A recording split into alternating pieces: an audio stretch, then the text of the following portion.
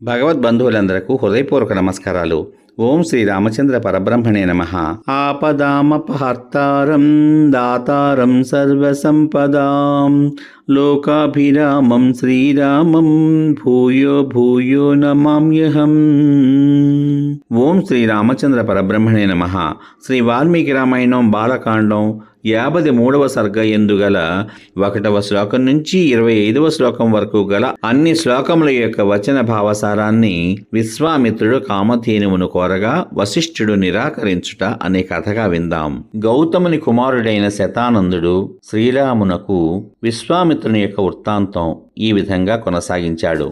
రామ, ఆ కామధేనువు వశిష్ఠుడు చెప్పిన విధంగా ఎవరెవరికి ఏది ఇష్టమో దాన్నంతటినీ కూడా సమకూర్చినది. ఆ కామధేనువు చెరుకు గడలు, తేనెలు, పేలాలు, మంచి పాత్రలలో పోసిన మద్యములు, శ్రేష్టమైన పానీయాలు, అనేక విధములైన భక్ష్యాలు సృజించింది.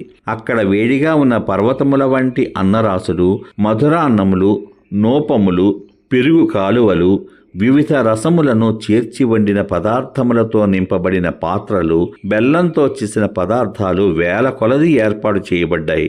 ఈ విధంగా వశిష్ఠుని ఆతిథ్యం చేత విశ్వామిత్రుని సైన్యంలోని వారందరూ భుజించి సంతృప్తి చెంది ఆనందించారు. రాజర్షి అయిన విశ్వామిత్రుడు, అతని అంతఃపురకాంతలు, అతనితో వచ్చిన బ్రాహ్మణ పురోహితాదులు అందరూ కూడా తృప్తి చెంది ఆనందించారు. అమాత్య, మంత్రి, భృత్య సమేతంగా వశిష్ఠుని పూజలు అందుకున్న విశ్వామిత్రుడు సంతోషించి వశిష్ఠునితో, ఓ బ్రాహ్మణోత్తమ, పూజార్హుడవైన నీవు నన్ను పూజించి సత్కరించావు. నేనొక్క మాట చెప్తాను విను. 1,00,000 గోవుల్నిస్తాను. ఈ శబలను నాకియ్యి. ఓ పూజ్యుడా, ఈ ధేనువు రత్నము వంటిది. రత్నములు రాజు సొమ్ము, అందుచేత ఇది నాకు చెందవలసి ఉన్నది. కావున ఈ ధేనువును నాకివ్వు అని పలికాడు. ధర్మాత్ముడైన వశిష్ఠ మహాముని విశ్వామిత్రుని మాటలు విని, రాజా, నీవు 1,00,000 కొలది ఆవులిచ్చినా సరే, కొన్ని 100 కోట్లు ఆవులిచ్చినా సరే, వెండి రాసులిచ్చినా సరే, నేనీ శబలను ఇవ్వను.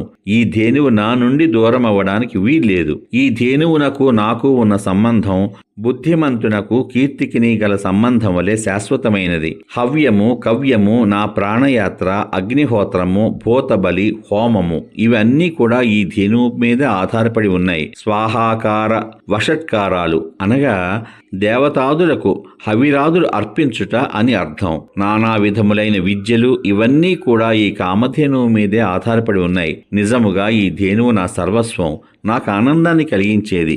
ఇంకా చెప్పాలంటే అనేక కారణాలను బట్టి కూడా ఈ ధేనువును నీకు ఇవ్వను అని బదులు పలికాడు. మాటలలో నేర్పరి అయిన విశ్వామిత్రుడు వశిష్ఠుని మాటలు విని మిక్కిలి తొందరబాటుతో ఈ విధంగా పలికాడు. బంగారు నడుము త్రాళ్లును మెడత్రాళ్లును కలవి, బంగారు అంకుశములు కలవి అయిన 14,000 ఏనుగులనిస్తాను.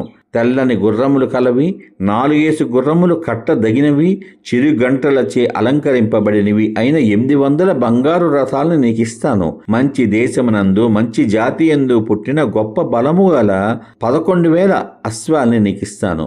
వివిధ వర్ణాలు గల మంచి వయస్సులో ఉన్న 1,00,00,000 గోవులను ఇస్తాను. నాకు ఈ శబలను ఇవ్వు. బ్రాహ్మణోత్తమ, రత్నములు కానీ బంగారం కానీ ఎంత కావాలని కోరతావో అంతా ఇస్తాను.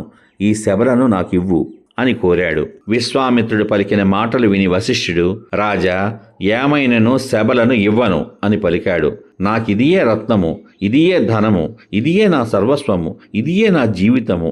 నాకు దర్శ పూర్ణ మాస యాగములు, మంచి దక్షిణలు గల యజ్ఞములు, వివిధములైన ఇతర క్రియలు అంతా కూడా ఈ ధేనువే. నా క్రియలన్నిటికీ ఇదియే ఆధారం. ఇంకా ఉపయోగం లేని మాటలు ఎందుకు? ఈ కామధేనువును ఇవ్వను అని స్పష్టంగా వశిష్ఠుడు విశ్వామిత్రునితో పలికాడు. సమాప్తం.